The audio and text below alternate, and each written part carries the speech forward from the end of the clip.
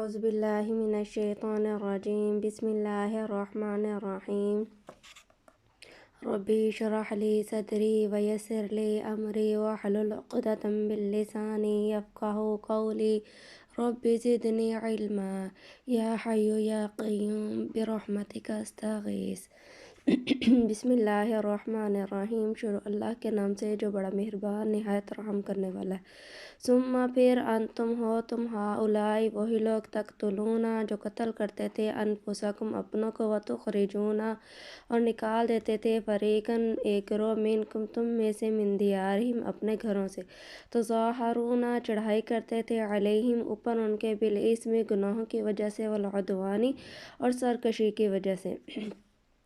اور پھر تم وہی ہو کہ اپنوں کو قتل بھی کر دیتے ہو اور اپنوں میں سے بعض لوگوں پر گناہ اور ظلم سے چڑھائی کر کر ان کے وطن سے بھی ان کو نکال دیتے ہو۔ وَإِنْ يَأْتُوكُمْ اور اگر آئیں تمہارے پاس اسارا قیدی ہو کر تفادوہم تم بدلہ دے کر چھڑا دیتے ہو، وَهُوَ اور وہ محرم حرام تھا علیکم اوپر تم پر اخراجہم نکالنا ان کا،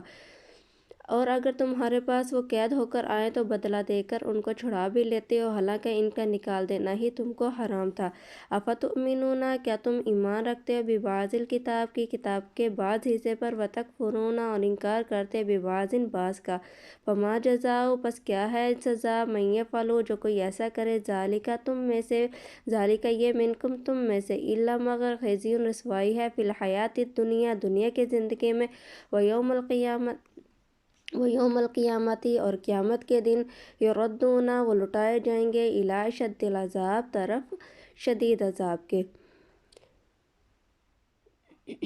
اور یہ کیا بات ہے کہ تم کتاب اللہ کے بعض احکام کو تم مانتے ہو اور بعض سے انکار کیے دیتے ہو، جو تم میں سے ایسی حرکت کرے ان کے لیے سزا کے سوا اور کیا ہو سکتی ہے کہ دنیا کی زندگی میں رسوائی ہو اور قیامت کے دن سخت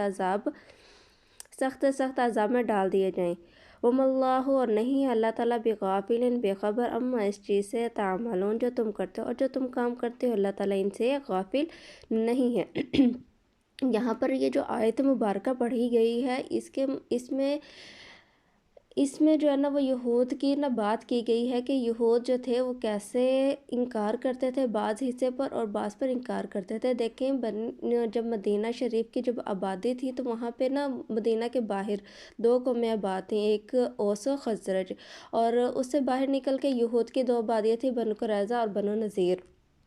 جو اوس کے لوگ تھے ان کی بنو قریظہ سے بنتی تھی اور جو خزرج کے لوگ تھے ان کی بنو نذیر سے بنتی تھی۔ اب جب یہ اوس و خزرج میں آپس میں لڑائیاں ہوا کرتے تھے، جب ان دونوں کی آپس میں لڑائی ہوا کرتی تھی تو جو بنو قریظہ اور بنو نذیر کے لوگ تھے وہ ان دونوں کی مدد کے لیے آیا کرتے تھے۔ اب جب وہ ان کی مدد کے لیے آتے تو وہ کیا کرتے تھے،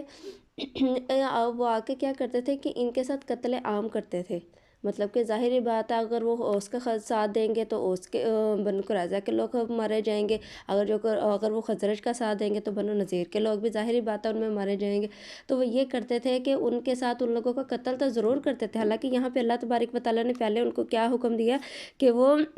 اپنے لوگوں کو جو ہے نا قتل نہ کرے، پھر ان کو حکم دیا، دوسرا حکم دیا کہ وہ اپنے لوگوں کو گھروں سے نہ نکالے، لیکن پھر تیسرا حکم انہوں نے یہ دو حکم تو چھوڑ دیا، جو تیسرا حکم تھا وہ اپنے قیدیوں کو جو قید کرتے تھے لوگ ان کو، مطلب کہ بنو قریظہ کے اوس و خزرج کے لوگوں میں سے اگر کوئی مطلب کہ بنو قریظہ کے لوگوں میں سے اگر کوئی وہ پکڑا جاتا، مطلب کہ اوس و خزرج کے لوگ ان کو پکڑ لیتے تو ان کو بدلہ دے کر چھڑا دیتے، کہتے کہ یہ ہمارے پر فرض ہے، حالانکہ ان کے اوپر تو حرام تھا۔ اللہ تعالیٰ یہاں پہ فرمایا نا کہ حالانکہ ان کو چھڑا دینا بدلہ دے کر تو ان کے اوپر حرام تھا،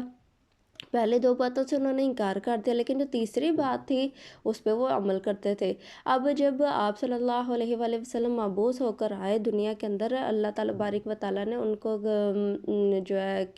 کہا کہ آپ صلی اللہ علیہ وسلم کی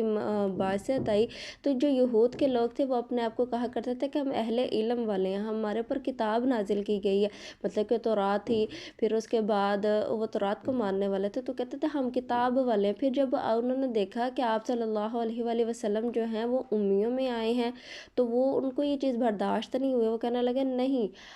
ہم، وہ انا میں آگے، وہ حالانکہ اس سے پہلے وہ اعلان کیا کرتے تھے کہ ایک نبی آنے والا ہے دنیا کے اندر، وہ نبی جو ہے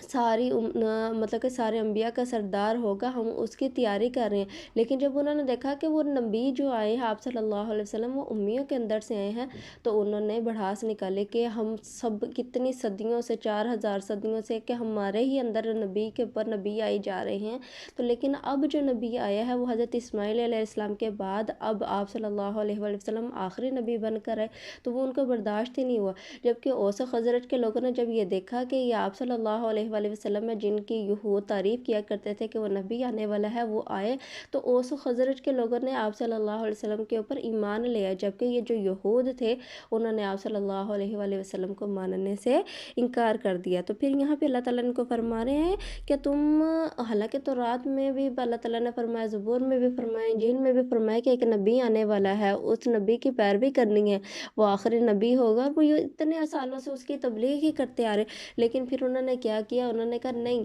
ان کو یہ تھا کہ وہ جو نبی آئے گا وہ ہمارے اندر سے ہوگا، پھر ہم لوگ اوپر ہو گئے، ہم تو ان لوگوں کو کہتے تھے کہ یہ جاہل ہیں، یہ نہیں ہے، ہم لوگ تہذیب یافتہ قوم ہیں، ہم پڑھی لکھی قوم ہیں اور ہمارے اندر نبی نہیں آیا، تو ان کو یہ چیز جو تھی نا وہ برداشت ہی نہیں ہو رہی تھی۔ تو نا اللہ تعالیٰ فرماتا ہے کہ کیا ان کے لیے عذاب ہے کہ وہ دنیا کے اندر بھی ذلت اور رسوائی برداشت کریں گے؟ ظاہر بات ہے اپنی انا کی وجہ سے انہوں نے ایمان نہ قبول کیا، حالانکہ وہ اگر ایمان قبول کرنا چاہتے تو وہ کر سکتے تھے، لیکن انہوں نے اپنی انا کی وجہ سے ایمان قبول نہیں کیا۔ جبکہ اوس و خزرج کے لوگوں نے ایمان قبول کیا اور وہ اہل اسلام میں سے، اہل مومنین میں سے ہو گئے۔ آگے یہاں پہ اللہ تعالیٰ فرماتے ہیں اولئک الذین، یہی وہ لوگ ہیں، اشتروا جنہوں نے خریدا حیات الدنیا، دنیا کے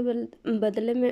بالآخرت، آخرت کو، فلا یخفف، نہ ہلکا کیا جائے گا، عنہم، ان سے، عذاب و عذاب، ولا ہم، نہ وہ، ینصرون، مدد دیے جائیں گے۔ یعنی کہ اللہ تعالیٰ فرما رہے ہیں کہ یہ جو یہود کے لوگ تھے انہوں نے خود جانتے بوجھتے، ایک تو ایک انسان کو نہ پتہ ہو تو وہ اور بات ہے، لیکن ان لوگوں کو پتہ تھا کہ یہ نبی ہے، یہ آخری نبی ہے جس کا ذکر ہماری کتابوں میں کیا جا رہا ہے، اس کے باوجود یہ آپ صلی اللہ علیہ وآلہ وسلم کے اوپر ایمان نہیں لے کے آ رہا، تو اللہ تعالیٰ یہاں پہ فرمایا یہی وہ لوگ ہیں جنہوں نے آخرت کے بدلے میں دنیا کی زندگی کو خریدا، اور ان سے آخرت کے دن کوئی بھی عذاب ہلکا نہیں کیا جائے گا، اور نہ ہی ان کو کسی طرح کی مدد ملے گی۔ حالانکہ جیسے ان کا کہنا ہے نا کہ حضرت عیسیٰ علیہ السلام آئیں گے تو وہ ہمارا عذاب جو ہے وہ ہلکا کر دیا جائے گا اور ہم سے عذاب ہٹا لیا جائے گا، یا ہم ان کو ماننے والے، ہم ایمان والے ہیں۔ حالانکہ دیکھیں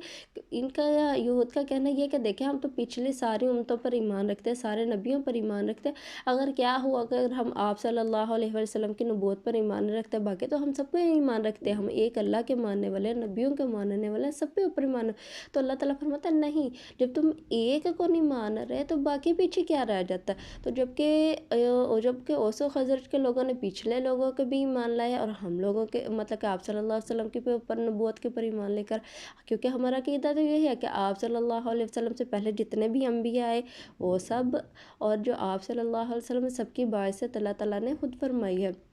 مطلب کہ کم و بیش دنیا کے اندر 1,24,000 پیغمبر ہے، اور ہمارا سب کے اوپر ایمان ہے کہ اللہ تعالیٰ نے ان کو وقتاً وقتاً دنیا کے اندر بھیجا، انہوں نے تعلیم دی، تبلیغ کیا، اور اللہ تعالیٰ کے احکامات پہنچائے، ہمارا تو ایمان ہے نا۔ لیکن یہود اپنے آپ کو مسلمان کہتے تھے اور اس کے باوجود ایمان والے کہتے تھے کہ ہم ایمان والے ہیں کیونکہ ہم حضرت عیسیٰ علیہ السلام کو ماننے والے، اس کے علاوہ جتنے بھی نبی آئے ہیں ہم ان سب کو ماننے والے، ہم اللہ کی کتابوں کو ماننے والے ہیں جو پہلے اتری ہیں، لیکن ہم ایمان آپ صلی اللہ علیہ وسلم کے اوپر کیوں نہیں لا سکتے؟ کیونکہ آپ صلی اللہ علیہ وآلہ وسلم جو ہے ہماری قوم کے اندر سے باعث نہیں فرمائی، یعنی کہ آپ صلی اللہ علیہ وسلم ہماری قوم کے اندر سے مبعوث نہیں ہوئے۔ وما علینا الا البلاغ المبین۔